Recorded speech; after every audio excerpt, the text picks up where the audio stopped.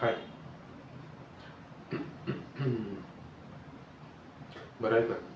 मला तुला काहीतरी सांगायचं होतं. माझं तुझ्यावर प्रेम असतानाही मी ते त्यावेळी उघडपणे बोलू शकलो नाही. पण आज बोलावंसं वाटतं. वेळात वेळ काढून बोलायचं ठरवलं होतं, पण त्यावेळी आपण दोघेही वेगळे झालो होतो. त्यानंतर त्यानंतर 10 वर्ष मी मुंबई बाहेरच काढली. माझ्या घरच्यांनी लग्नाचा आग्रहच धरला.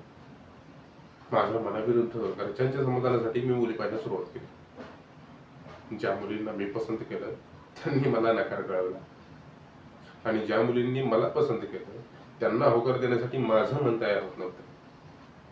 त्यावरून बऱ्याच वर्षाच्या अनुभवानंतर एक गोष्ट मात्र कळाली की आयुष्यात येऊन तडजोड न करू शकणाऱ्या माणसाला कोणी तोडीमोडीच्या भावातही विचारत नाही.